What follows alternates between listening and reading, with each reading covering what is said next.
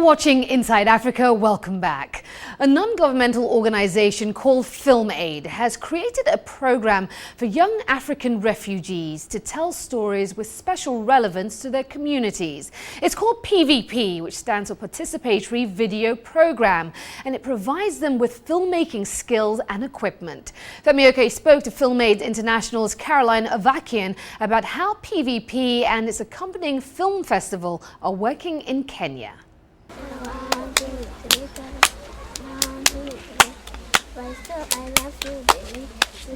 The PVP program, what we do is we hire facilitators and obviously a PVP supervisor that's part of the FilmAid International team. And what we do is we put an opening out to any refugee that really wants to participate. We go into 3-week workshops with these facilitators and the refugees in which we really teach them the process of participatory video, which is a really wonderful process that engages the communities that they're in to identify issues that are relevant to their lives in their refugee camps, such as HIV/AIDS, repatriation for many who are returning to their countries, conflict resolution, human rights, sexual and gender-based violence. So they're learning about the issues that are affecting their communities. After that, they learn really editing skills, anything from script writing to acting to directing to producing. They're learning great technical skills because they have to edit them using special software.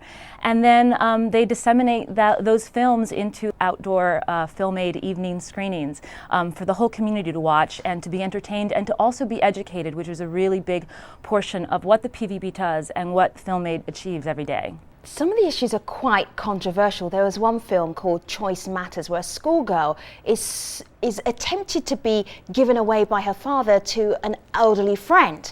And the schoolgirl actually says, and I just thought, this is going to create chaos when this is shown in the camp. She says, I have no intention of getting married to her father.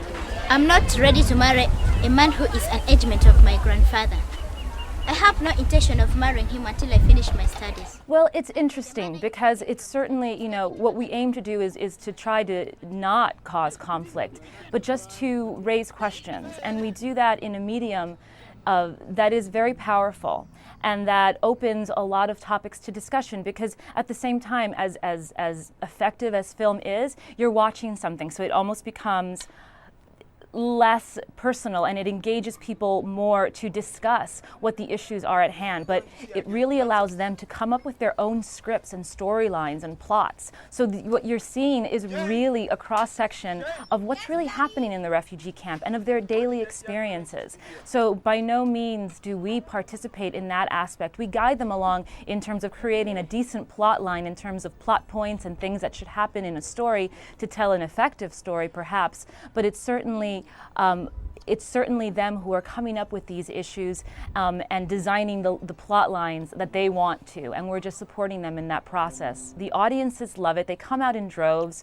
They really support the films. They clap when the girl gets her way, when she doesn't have to marry the man she doesn't want to marry because she wants to pursue her education. They all rally and they get excited. So we figured this year, why not do it again and do it in a more fuller way, which is what we wanted to do and achieve this year.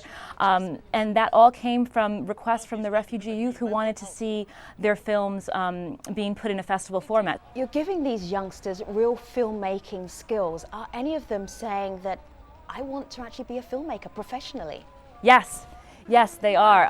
Oftentimes, and we've known this, some of the PVP youth who have repatriated or resettled are now working at their news stations or as documentary makers, documenting what's going on. For instance, one of them is documenting the issues in Sudan and the crisis there in South Sudan still and up in Darfur. So I'm happy to report that a lot of them want to go back and not only be actors, but really be agents of social change using the power of film.